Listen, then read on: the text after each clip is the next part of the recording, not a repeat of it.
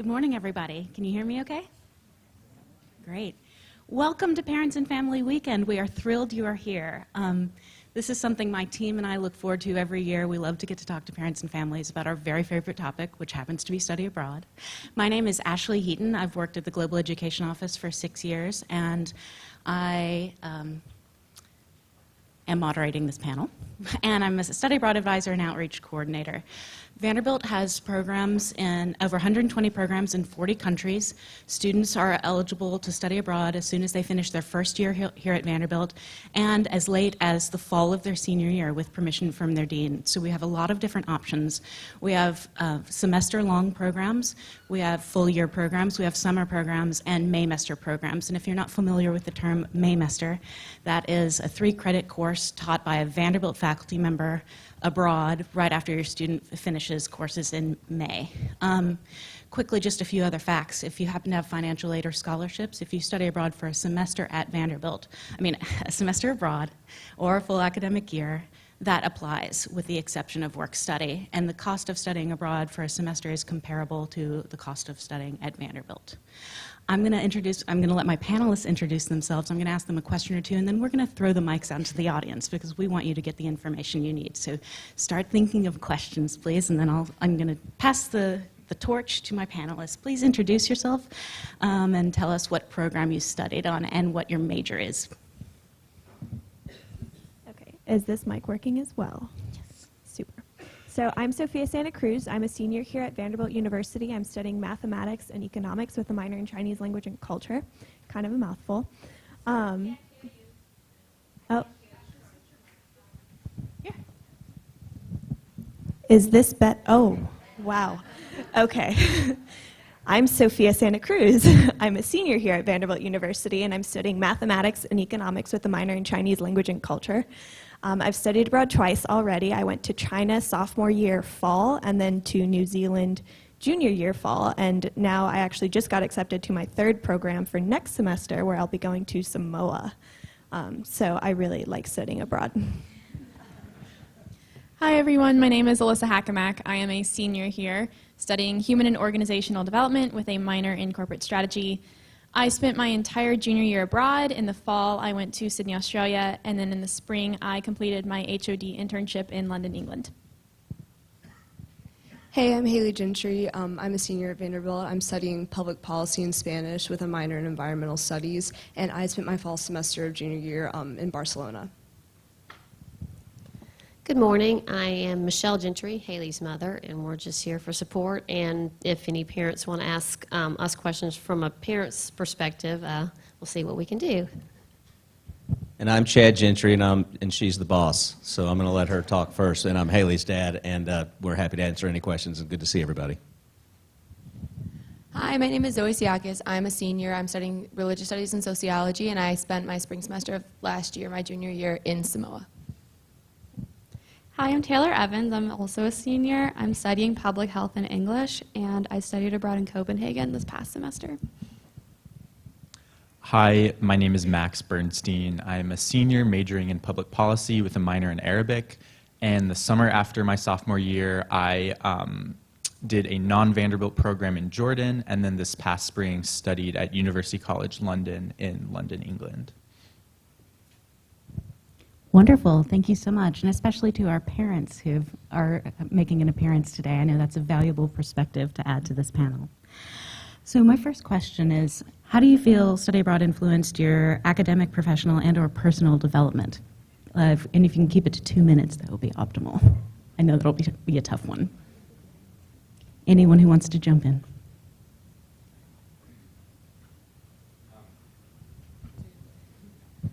So as I mentioned, I'm studying public policy in Arabic, so obviously being able to spend a summer in an Arabic-speaking country was something I sought out and definitely helped my Arabic skills and helped me complete that minor. And then my concentration in public policy is urban planning, which they don't really offer too many classes on that at Vanderbilt, so studying abroad at University College London, I was actually enrolled in the School of Planning, so I was able to take courses there that will count towards my major here and really kind of expand my academic goals or reach my academic goals in a way that wouldn't really be possible here at Vanderbilt. So as I mentioned, I'm a public health major, and it was really interesting to see how Denmark approaches the topic of public health. And just their healthcare system is really different than ours. They actually have a welfare state, which is completely different of how we think of welfare. So I think just learning about different cultures' approach to these issues was really interesting, and also thinking about how can we apply some of their programs and approaches to our own systems that are obviously much larger than theirs. So just kind of the complications and difficulties, I think, was really informative in just my future career. And then also just getting the chance to write about a different culture and different dynamics and things that you see was really fascinating from the writing standpoint of my academic interest. So all around just like really informative and like inspirational experiences. So. On a very similar note to that, so I am religious studies and sociology majors, and I've always been pre-law, like forever and ever. And so but I didn't know necessarily what I exactly wanted to do with that. So while I was in Samoa, I actually found out that as a country with a prison population of 400, they have one of the most liberal prison systems in the world, like most progressive programming, rehabilitation, things like that, because with 400 people in your prison, you can do a lot. So I actually had the opportunity to have an internship with them. So I spent the last entire month of my study abroad. They had like a period where you could either do research or an internship, and I chose the internship route. And I worked with them and studied how they run their prison system, things like that. And it like really inspired a passion in me for criminal justice. And I think that has shaped my career path, because now I've worked with prisons in this country. I've done like a lot of things like with a nonprofit that does like prison inmate rights, things like that. And now I know that that's something that I want to do after law school. So like it really helped me with figure out what path I wanted to be on, helped me like find a direction. And now I know like very much what I want to do and what model to follow based on something that I didn't even know like existed, and a precedent that I didn't know that they were setting in the world, because they're such a small country that you don't really hear about very often. Yeah, so kind of along the same lines as everyone else has said, I'm a Spanish major, and I chose to take all Spanish classes when I was in Barcelona, and I actually got to complete my major there, which was really nice. And it really helped me become fluent finally, which has been something I've been trying to get to since I started studying Spanish in high school. And also, I think with the major here, I love the Spanish department, but the cultural immersion aspect is just something that's impossible to achieve in an American university. So I lived with a host family, and that really helped me kind of get a feel for the lifestyle. And also, it was really valuable taking classes at a Spanish university, because it's a completely different system. And so it kind of gave me more perspective on education systems around the world. And also, I think it was really important to go somewhere alone for a semester and kind of get out of the Vanderbilt bubble and force myself to make friends and do something out of my comfort zone, which I think is something you can't get if you stay on campus all 4 years. Go for it. So, as I said, I'm a human and organizational development major, but part of that is picking a track, and I chose the International Leadership and Development track, so I'm studying global business and international economies. And so by going to London to complete my capstone experience internship in an international business market, like that was absolutely phenomenal. That was an experience that I never could have gotten anywhere else. And being able to graduate in the spring now as a 22-year-old with international work experience already is a phenomenal opportunity that I never could have gotten anywhere, and is really setting me up for success when I'm looking for an international job later on. Hi. So when I was in China, I did a language and internship program, so I actually got to work while I was there as well, which was a really fun experience. It was actually a little weird because I ended up working for a Spanish hotel company in their revenue department, and I speak Spanish, so I got to speak Spanish while I was in China, which was not an experience I thought I'd actually get to have. So it was really cool because I learned about a work culture in China, but also with the Spanish mix in it, so it was just a really weird and wonderful cultural experience that I got. But that definitely helped me kind of choose what kind of workplace I want and basically what kind of work I want to be doing, because I feel like the more you try different things, the more you realize what you actually enjoy. And then while I was in New Zealand, I was actually working more towards my major, which I wasn't really doing in China. And I took all economics classes, and I made sure to choose the classes that weren't offered here at Vanderbilt and that we didn't have a similar course. So I got to take all kinds of classes and learn about like the public policy as it relates to economics over in New Zealand, and they compared it to the US because you'll realize when you go abroad everything's compared to the US.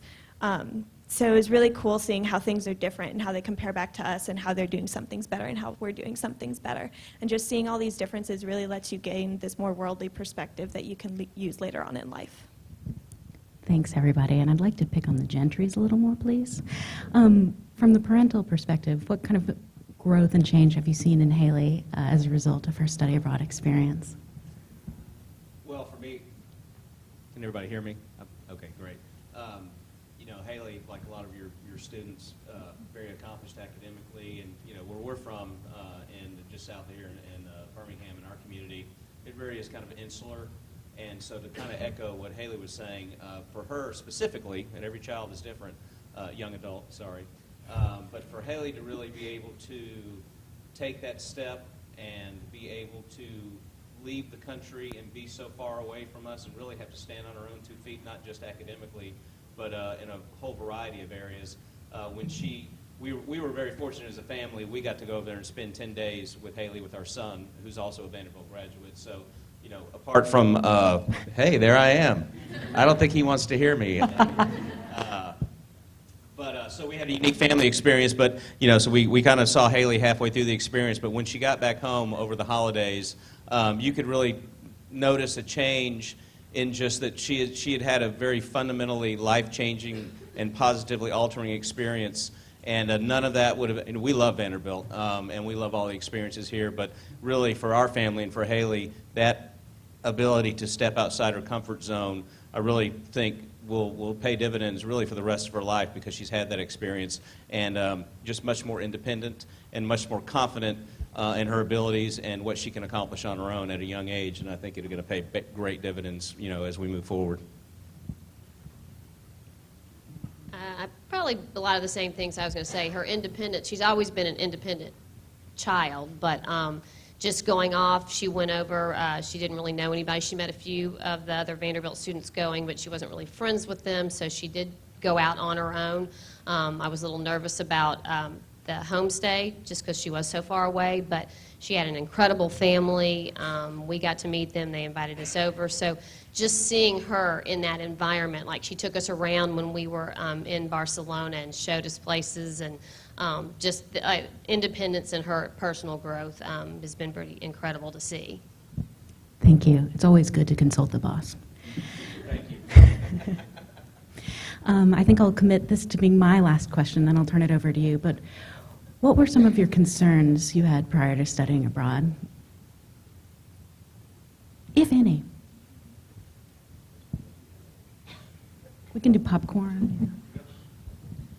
So one of my biggest concerns before I went abroad, I actually wasn't planning to go abroad until like really right up to the deadline, which is not great. But I was very concerned with what was going to happen when I left Vanderbilt. So I was on like multiple executive boards, had a lot of leadership positions here, and had heard from people prior that like if you go abroad, you lose all your leadership positions. And I was very concerned about that because, especially with law school applications coming up and things like that, I wanted to have those leadership positions on my resume and like know what was going on and not be set back by going abroad. Found out that that was not a concern to have as I continue to maintain all of those leadership positions as a senior, which I realistically need less commitments. But regardless, it was something that I think was, like, once I got there, was something that I don't know why I was ever concerned about at all. It was like, I remained in contact to the extent that I needed to like, keep all of those positions going and, like, realize what was really important to me. And I think what I learned while I was abroad is something that is overwhelmingly much more important than anything that I could have been doing here, I guess, if that makes sense. So I think, yeah, those concerns that I was having, like, really, yeah, showed me what I should prioritize and showed me what was important, showed me I was probably too involved in the first place, and just, like, helped me, like, really, yeah, like, reevaluate what I was doing, where I was going, and, like, where I should put my time to make myself a better person as compared to, like, working to do a lot of things that might not necessarily have a broader impact on my life. I'll hop on this. So I, going to Sydney in the fall, was really worried about doing my own thing. None of my friends were going abroad in the fall. Everyone was going to be back here on campus. And I was going to Sydney knowing some people from Vanderbilt, but none that I was really close with. And I was essentially just picking myself up and moving myself halfway around the world, not really knowing a soul. And so I was worried whether I'd be able to stay in contact with friends here and family because the 17-hour time difference is difficult to manage. I was worried if I would make friends there, and if I made friends, like would I actually feel close to them? Would I want to go on trips with them? And all of these different things, just about being by myself. And I've always been a very independent person, but it's still really scary to just move halfway around the world and be alone. But as you get into a new life and a new rhythm, you find that things just kind of work out. I was still having a difficult time, being away from everyone, but I made a conscious effort to talk to them on a weekly basis. And it was hard because of the time difference, but I figured out that in the mornings, usually before I went to class, that's when I could call home and talk to people. I did make a ton of great friends in Sydney. It just kind of happens because there's so many other kids in the same boat. So while it can be really scary, it all works out in the end. And I know that's really easy for me to say looking back, but there's truth in that statement.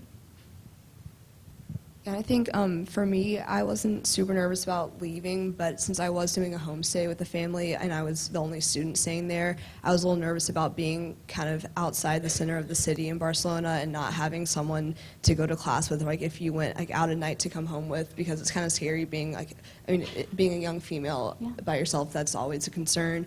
But getting there, it forced me to really analyze how the city works and what public transportation is like and what the hours of certain businesses around me are and what my family thought, and it kind of made me get oriented a lot faster. And then my program actually, they kind of connect you with people that live near you, and so after 2 weeks I met a bunch of friends who lived in homestays a subway stop away or something like that. So I think that concern made me really proactive on the front end, and I would definitely recommend if you do go somewhere to kind of figure out all of those public services and transportation things when you get there. And that after I figured out those schedules and those stops, it all became fine pretty quickly. So. And it was second nature, right? Anybody else? I think one of the things I was really concerned about was feeling at home abroad. I think that's something that we all really work hard to do, kind of transitioning from, or into college rather.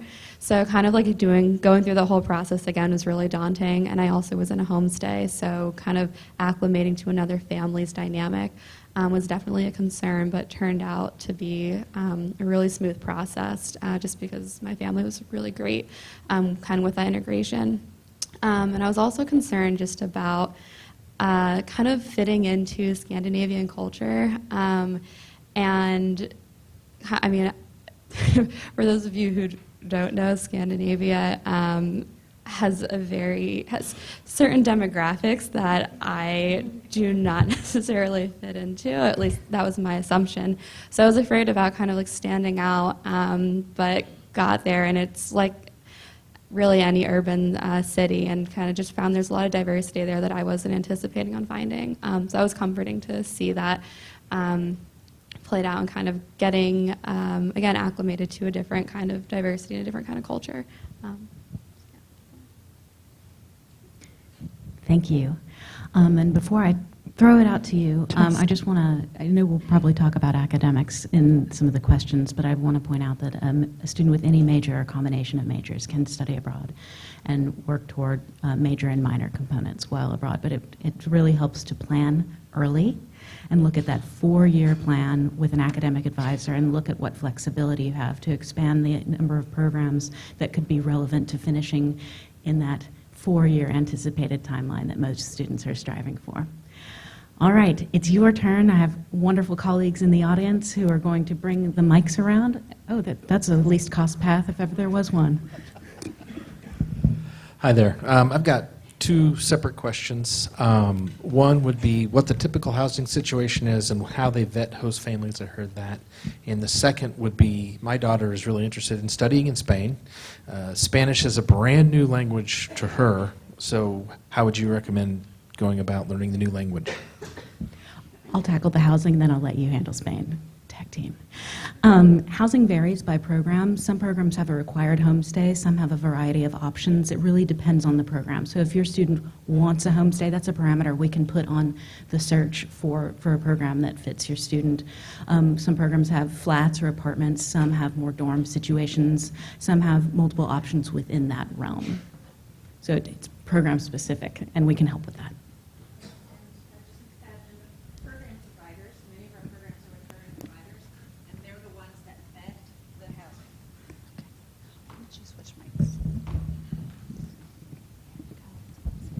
And so as far as the Spanish language concern goes, so I know it's different. There's big programs in Sevilla, Madrid, and Barcelona, and I know especially for Madrid and Barcelona, there are options like within the programs how much Spanish you take. So like I took all my classes in Spanish, but I had friends that I made there who didn't speak any Spanish at all and were able to take all their classes in English and take classes at Spanish universities that taught in English. And then there's also a level you kind of can take a placement test before you apply, and the Global Education Office here is really helpful and recommends which programs to apply to. So I had some friends that took entry-level Spanish, maybe a marketing class in Spanish that was tailored to their level, but then took the rest of their classes in English through the program. So it's accommodating for any language level you have.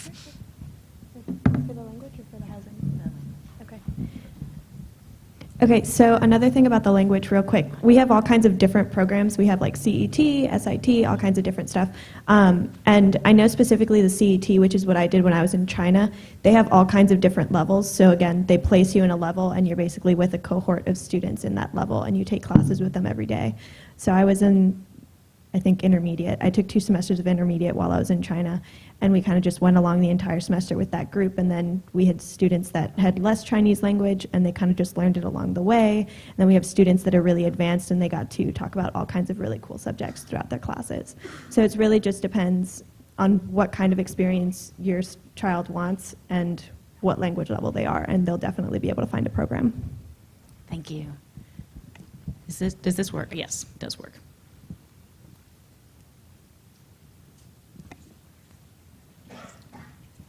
Hi, I'm wondering if somebody on the panel or could talk to us a little more about what students at the Blair School of Music might anticipate when they want to study abroad. Our daughter's very interested in that. Wonderful. I'm going to hand this to my colleague, Eric, our interim director. At the Blair School of Music, students have a number of programs that have conservatory options available amongst our offerings. One of the premier one is probably in Amsterdam, the Conservatory of Amsterdam, and students can do composition there. They can do, basically any instrument. They can study anything from jazz to classical to electronic music. So there are a number of different options, and we've seen Blair students go abroad and essentially do most of their music work independently, or we've seen them go into these very intensive programs. So there's kind of a scalability to it. In other words, you can be, I'm all in on the music, or I want to just be a liberal arts student and do a little bit of music to keep myself kind of at pace. So there's a wide range of options for students. Yeah. Great question. Thank you. Hi. I've understood from what my daughter's told me that there's sort of 2 different ways to do overseas study, either through a Vanderbilt program or through another program or with a specific university overseas. Do you guys have any perspective on the differences between them and the things to consider between those 2?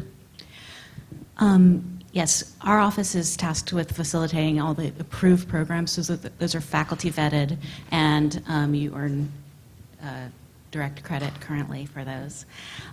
If you choose, and Vanderbilt Financial Aid applies for the semester, and there are competitive scholarships available for summer and Maymester study. Now, if you were to pursue a non-Vanderbilt program, you'd work independently of our office. You'd work directly with your college, and Vanderbilt Aid would not apply, and you'd earn transfer credit for that. So it depends on how much room for transfer credit your student may have in their degree audit and various considerations like that. And it is a little more DIY in that you have to work with the registrar and directly with your college in order to organize that. And if you go during the semester to a non-Vanderbilt program, what was I going to say? Financial. Leave of absence. You would have to take a leave of absence from Vanderbilt. Thank you. I lost my mind for a moment, but I'm back. Thank you.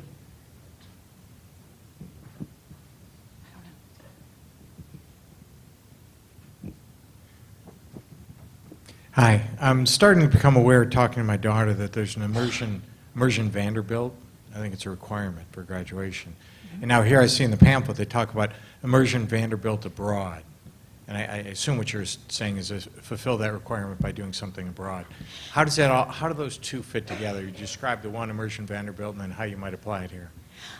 Well, yes, that is a requirement for all first-year students and their successors. You can fulfill those requirements abroad by doing. You work with the faculty to come up with an immersion plan and run that through the immersion office. And you can complete immersion requirements abroad, or you can just do a study abroad semester that is not considered immersion. So if you're kind of on the fence about whether you want to complete immersion requirements abroad, I recommend that your student formulate a plan in advance of going and getting that approved. And if he or she has a change of heart, they can come back and work on a different plan if they wish to do so. And they,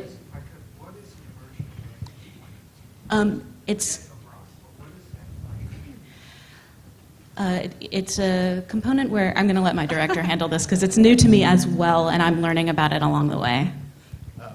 So an Immersion Vanderbilt plan is essentially, have you heard anything about Immersion Vanderbilt?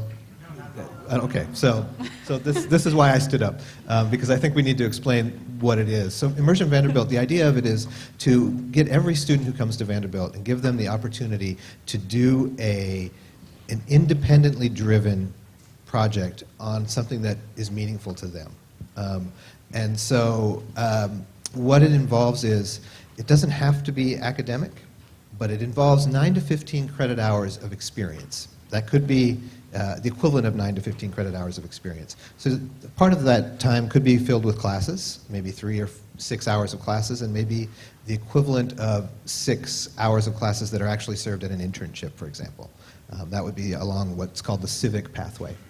And then students would complete an independent project at the end to be kind of a capstone to that experience. And so that's the basic idea.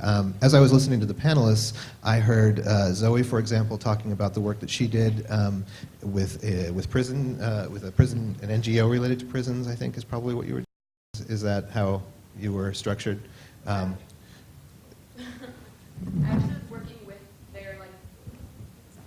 actually had the opportunity to work with the government organizations. So I was working with Samoa Prisons and Correction Services broadly. So all of the organization that carries out all of the prisons for the entire country. So that she was actually working with directly with the Department of Prisons, the Department of Corrections, essentially, and I believe produced probably a 30 to 40 page paper at the end. So that was her final project. And she took 15 hours worth of credit while she was there, all related to kind of providing the background for that. So Zoe essentially had an immersion Vanderbilt experience in one tight-knit piece, entirely encapsulated while she was abroad. But a student might want to connect things that they're doing here at Vanderbilt with what they're doing abroad, so it's really to be student-driven, but we do have a number of experiences, and I think you can probably plug in much of what any of these folks said into that model. And so we're excited. This is the first year, well, actually, next year will be the first year in which students are actually making immersion plans, and we're excited to see what students come up with. So I have a clarifying question on that, just for my own knowledge, but also for y'all. Does that apply to every single school, like Blair, Peabody, A&S Engineering? So it does? It does. And then is that only for the class of, what would it be, 2022? So current sophomores, juniors, and seniors, that does not apply to them, correct? Does not apply. Okay. Yep. Thank you. So those of you who are entering as first years, this is your first. You are the first cohort to do this. Yeah. So there are going to be. I think they can. My understanding is they can choose. So she asks, in case anybody didn't hear, who are students developing their plans with, their immersion plans? Faculty in each of the colleges. And another unique thing about this is that they don't have to develop it, say, with their major coordinator. For example, if a student is a Blair student, but is extremely interested in public policy as well and has a passion for that. Let's just pick two things that sound incongruous, or math, say, that's a more natural one. If they're interested in doing an immersion project that has to do with math education, for example, they could do that. And they can work with Students can also work with the medical school here. They can work with our professional schools, law, and business. So there are a lot of different options and doorways that are open for students. Yes.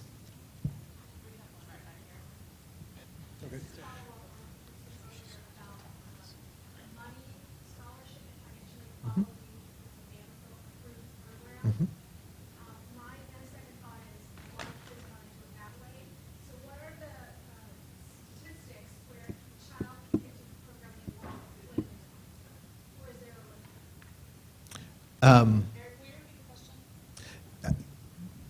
Could you clarify a little bit in terms of when you say when? Do you mean what time of the year or?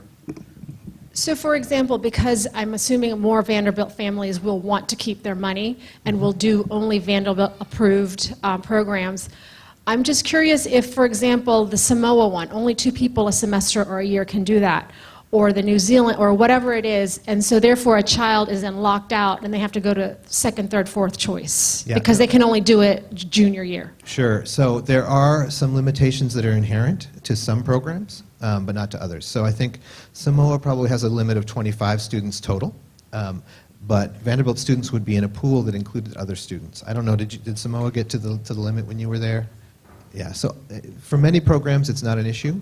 For others it will be an issue. So for example, we have exchange agreements that limit the number of students that can go back and forth between our 2 colleges, say with the premier economics and political science university in Paris, we have an exchange that limits us to 4 students a year each.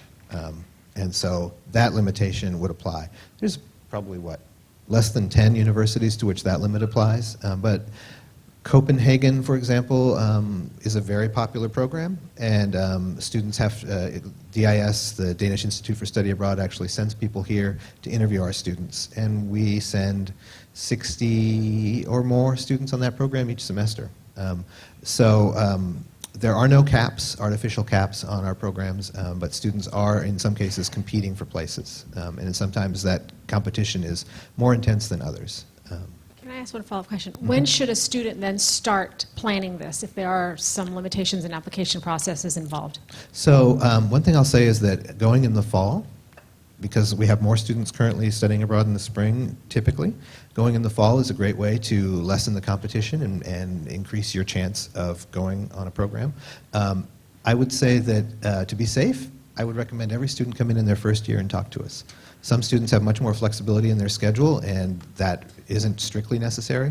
But others, engineering students, for example, have a lot more things that have to be done at a certain time in order to maintain their academic progress. So, and they can apply for 3 programs. So there's kind of an automatic backup system as well.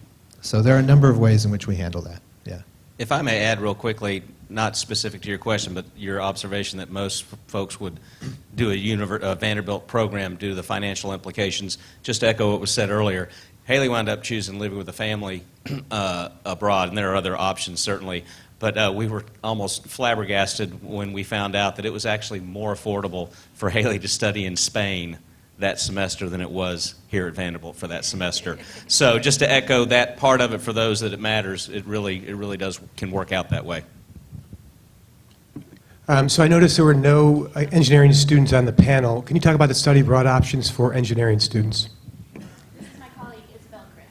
Hi, and I'm the point person for engineers in our office. So everybody with an orange tag, that's still engineering, right? So generally speaking, yes. So our engineers do study abroad and at a much higher rate than the national average. We work very closely with the School of Engineering, with Dean Cynthia Pascal, and now with Dean Julie Vernon.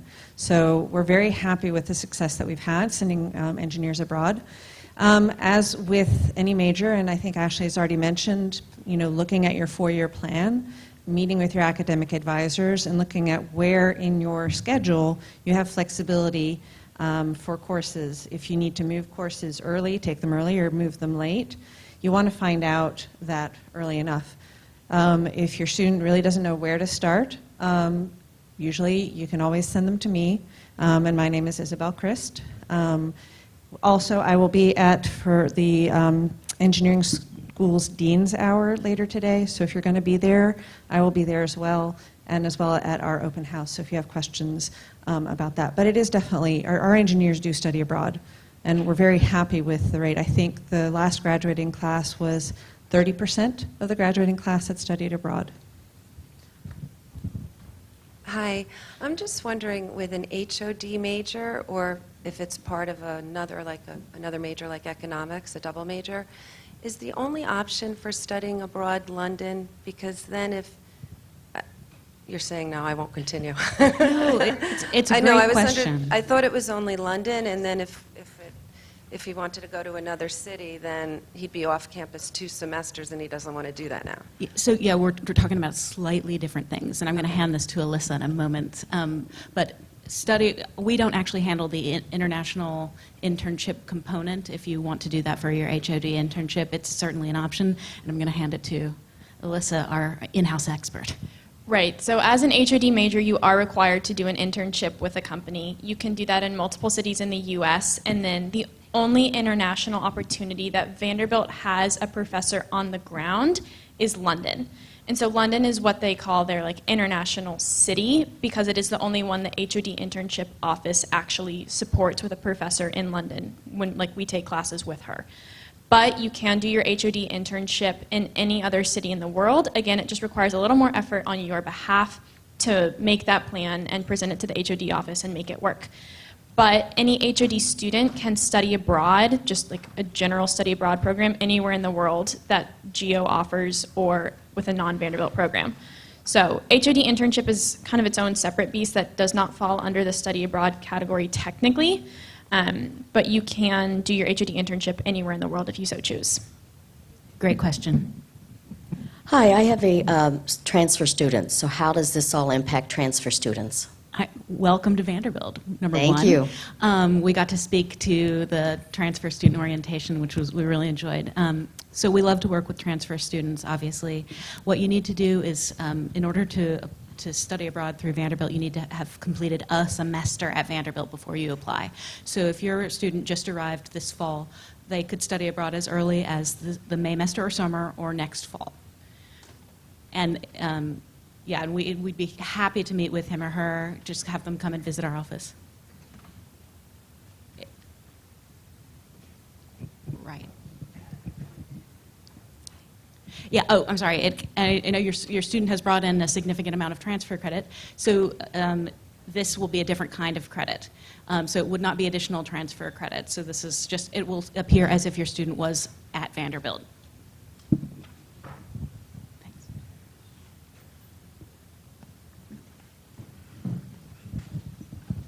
Thank you. Could you talk a little bit about the Maymester and summer opportunities? And also I have a second question, a follow-up about the housing.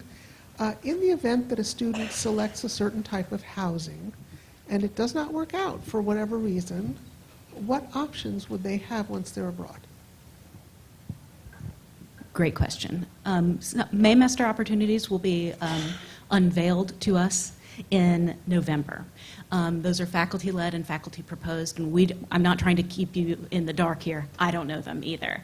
But several of them tend to go to London. There's usually something in Paris, occasionally something in Rome, but they're also ones that go often to a pilgrimage in Spain, or a Spanish-speaking one that goes to Cusco and Machu Picchu. So those just vary in time. Summer opportunities also vary. You can find them on our website, but the Danish Institute for Study Abroad that Taylor participated in, they have summer options as well. Some of our programs have both semester and summer options, and I'd be more than happy to talk to you about that. But I also don't want to forget your second question, and I feel it's slipping away. If there's an issue with housing, the vast majority of our programs are through third-party providers, so your student would have support on the ground. In fact, I have a student who's changing his housing in Argentina right now, and that's smooth and it's facilitated by the program provider. So we're not just, kind of dropping for most of our programs, we're not just dropping your student off at the curb and speeding away into the distance, Does that sufficiently address? Thanks.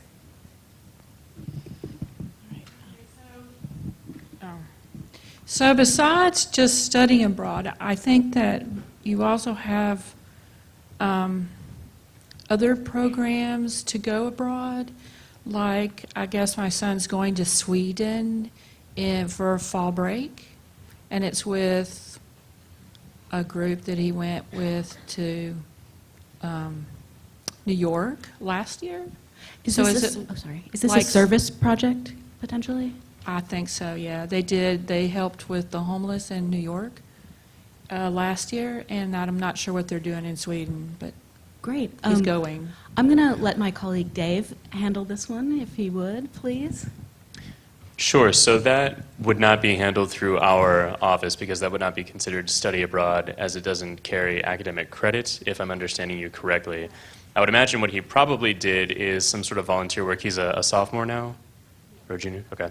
He probably did a service experience internationally with one of the Vanderbilt student organizations, maybe through the Office of Active Citizenship and Service, if that's ringing a bell. Regardless, it's not through this office, but there are many, many volunteer opportunities that a student can do internationally. Those, however, are not, again, credit-bearing and hence outside of us. Does that answer your question?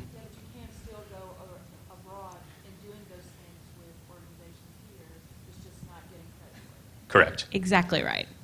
Yeah, I also did, over my last spring break, I did a service trip in Nicaragua, so you can fit in service abroad and also study abroad. Okay, I have a quick question. My son is studying abroad in January. He's going to Sydney, Australia. So my question is, I really have two quick ones. The first one is, when is it the same as a semester here? Like, what is the length of time that they go for? Because I did ask him, he has not a clue. And also, if I'm planning on visiting, like if you study abroad and plan, do they go straight for the 4 or 5 months? Do they get any break? Because I don't want to travel halfway around the world and he's in classes all day and sees me an hour for dinner or something. My colleague Gabriella will handle this. She's our in-house Australia expert. So the program, depending on which program your student is on, the academic calendars range for all these programs. There's not a one-size-fits-all academic calendar. Depending on which program, that we have 2 in Sydney, it would either be from January to May, January 6th, I think, to May 19th, or if your student is doing a Southern Hemisphere program, like at the University of Sydney, it would be February to the end of June. So it's all going to depend on the program. And almost all of these programs have some sort of break. A university program like University of New South Wales has a spring break or a fall break, maybe a couple other holidays scattered within, which he can look at the academic calendar to determine that now. Some programs like SIT programs are a little bit different, and maybe, Zoe, I don't know if you want to speak to what that schedule looked like. Yeah, so I think it actually depends on the provider. Actually, SIT discourages, because with it, it's like a study center. So we were not taking classes enrolled at the university there. We were taking classes with SIT. So we had like our own teachers and academic people teaching us on campus. So with that, it's like a very tight-knit group, and they like almost discourage people from coming to visit just because they like don't want to interrupt, like undermine that and like everything that you're doing. We did have a break, and we went away actually for like 10 days, like on like a beach vacation in Samoa, which like is kind of doesn't make sense, but we did that, and like it was like our like spring break of sorts, but like it was something we did with the program. So I think it kind of depends if you're at like an institute, like a university like this, where you can just like have parents come and visit and things like that. But with SIT programs specifically, they want more of like an immersive experience, and part of that is that they don't really want people to come and visit and like I guess like undermine the integrity of like people being around each other. And part of that with SIT is because that last month you're either doing a research project or an internship like Zoe did, and so they're really doing the entire semester in kind of a truncated like 3 or 4 months so that they have that last month to do their independent research. I would also add from a parental point of view, once your student gets there and they meet their friends, you know, some of that free time they may want to go with their friends to other places other than where they are. We went for 10 days for Barcelona, and Haley was in class the whole time, but she had weekends free, and every situation is different based on the academic load. But I think probably for Haley, I don't mean to speak for Haley, but it probably worked out better that we came when they weren't on those kind of breaks because they were able to have a little bit of independence with their group. So I would just say stay in contact with your child and find out, you know, what they're up to and when the best time might be to come because of that. Haley, do you have any Any other thoughts? Yeah, I think that worked out really well, and I was in class from like 10 to 5 most days, which was kind of long, but I'd also seen all the city for myself pretty much by the time they got there, so I just recommended places for them to go during the day that I had already done that I maybe didn't want to do a second time, and then we just picked a meeting spot and then did everything in the evenings. Plus, in a lot of European cities, you do things a lot later in the day, so having class all day wasn't an issue. Like, we just ended up spending a ton of time together still, and I think them not coming for a break wasn't an issue. I didn't have class on Fridays either, and so we had 2 long weekends kind of when they were there without it being an actual break. And I would like to hit on that as well. I almost would recommend you not go when he has a break, kind of like they were saying, just because that's a phenomenal opportunity as a child studying abroad to go somewhere with friends. Like that's time that you're not going to get. And also when you have your parents come and visit your city, you want them to see it and you want to show them around. And so even if he will be in classes, like he'll still be able to kind of like you did, like recommend things and also go out and do things. And likely because of the way the Australia school system works, he won't be in class that much. It's different than Vanderbilt, and it is typically, at least I found, less work. We recommend students go to their classes every day. Yes, yes, yes. Not advocating that he skip class, yes. But I had a lot more free time, and so he would likely have plenty of time to show you around, and then also on the weekends you could go other places too that would be smaller side trips, but not one long giant vacation.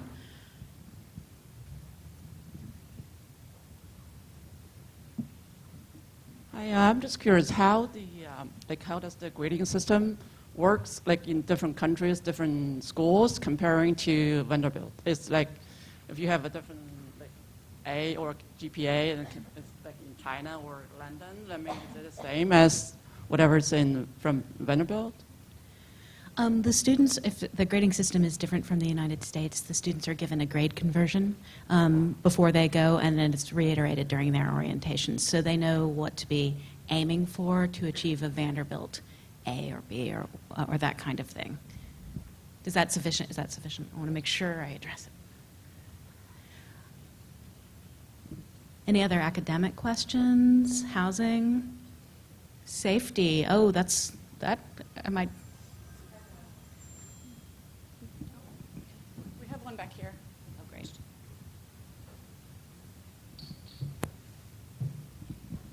Okay, so if you went for a Maymester, that you would pay for that separate because you've already paid for the semester?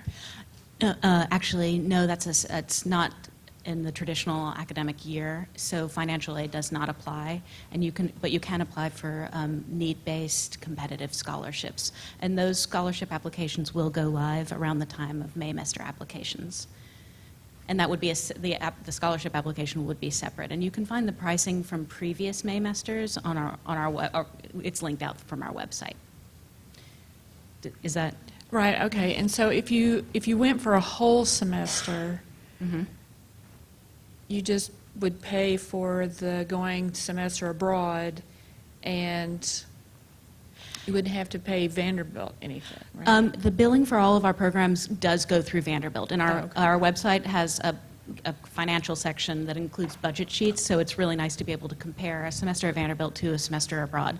Basically, what you would be paying Vanderbilt if you were to do a semester abroad is Vanderbilt tuition, just as if you were on campus, a program fee, which varies, and a $250 administrative fee, and then there are out-of-pocket estimates that are below that on the website. So you can get a feel for what you're going to be spending for that semester abroad. But again, it is usually comparable to a semester at Vanderbilt. Some are a little more, some are a little less. But if your student has a robust financial aid package and they choose a program that happens to be more expensive, they can work with financial aid in order to meet that additional need. It looks like you're still ruminating. Do you have any follow-up? So if you go abroad for the semester, you're just paying for that semester abroad. You're not paying anything here on campus. Like, you're paying through Vanderbilt, but you're just paying for that like spring semester from January to the beginning of May. Then if your student decided to go straight into a Maymester, you would pay for that Maymester separately. The transportation at a program, we have a budget sheets for every program on our website. Sorry, out from the front. And so there's some things that you pay directly to Vanderbilt, like Ashley said, the tuition, the program fee, and the health insurance. And then we have an out-of-pocket budget on our website as well, which we provide what we're expecting your student to need to pay for books, public transportation while they're there, airfare to get to the program location. And generally that's all completely out of pocket, but we do provide that budget. And we give you a total of everything that you're going to pay directly to Vanderbilt, and then everything we expect your student to pay out of pocket when they arrive.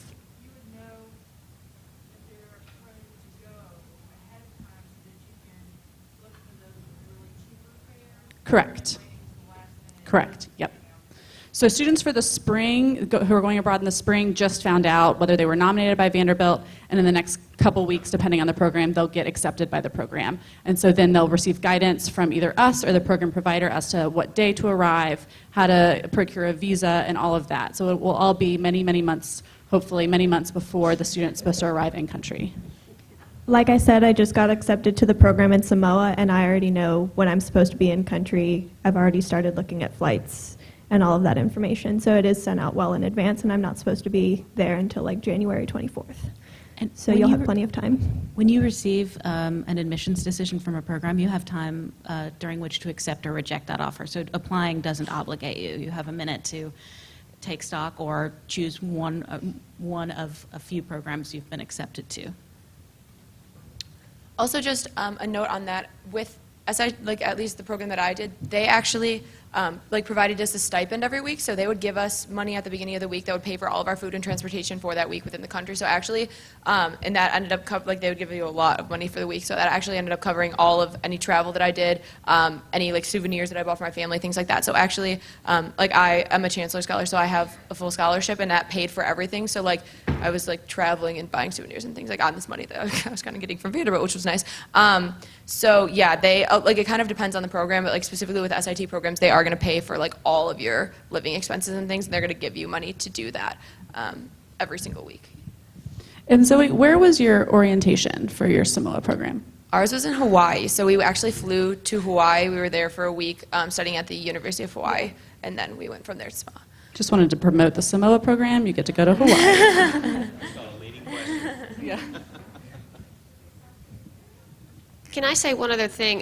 Like with the Barcelona program, just double check, because we did have to go, because of where we live in the southeast, we had to go in person to the Spanish consulate in Houston to get the student visa. So that did take a little bit of time, and there were a few issues here, but we got them all worked out. But just kind of check on that too, because if you live anywhere in the southeast and you're doing that, there are other places that you have to actually go in person. Some of the programs, I guess someone from the program can go on your behalf, but in this particular one, so just double check that. And that does vary by country too, because going to Australia, I just did a form online that took me about 45 minutes to fill out, and literally a minute later, I got an email saying my visa had been approved. So it really just does depend on where you're going and what their government structure is.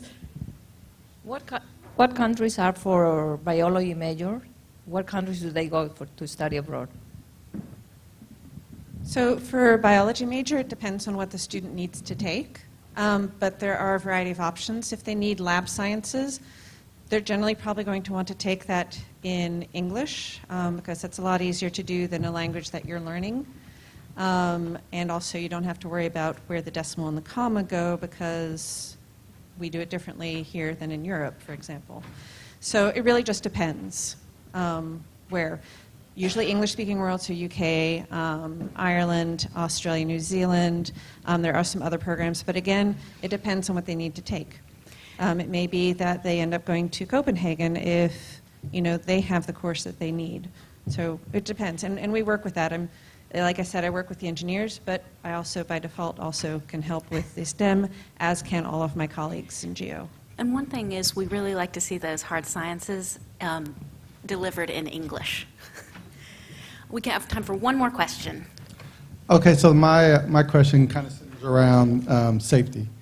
One of the things I heard was you book your own travel, you arrive, and you do everything, which I think is wonderful as an independent young person. However, even in the corporate America today, we travel with agencies that can track you're on flight 181 that had an issue, or you know, do you sign into the embassy for whatever country that you go to? So do you have guidelines that the young adults follow in that aspect? Yes. So actually, we do at Vanderbilt have a global safety and security manager, Andrea Bordeaux. You can find her information on the GEO website. She's not here today, otherwise she would be answering the question for you. But yes, so Vanderbilt provide guidance to our students as far as safety and security, especially within their locations. The student, you went to Nicaragua, did you, for your OAKS program? Yeah, so I did a week in Nicaragua doing Did you consulting have to work. go get additional information? Oh, goodness. Maybe not. Maybe that was the wrong one to take. But we do track students. Yeah, so that was through Vanderbilt, and that was like with the Vanderbilt clubs. So because we were going through OAKS, they had all of our information, and we were on a group flight. But even with study abroad, most of the providers, they'll tell your students at the beginning, if you're going to go somewhere, fill out this form so we know where you are, where you're going to be, which cities you're traveling to. So every time I traveled, someone always knew where I was going to be and when I was going to be there. So another thing that we also encourage students to do is to share information with you. Because as there was a parent over here who did not know much information about the program in Sydney. So please know that we are encouraging them to share that with you. We're limited in some cases of what we can share because of FERPA. So if you know that they're wanting to study abroad, make sure to ask them questions. We can answer general questions about study abroad, but for specific students, we may not be able to share everything. But the safety and security is something that Vanderbilt is very concerned with.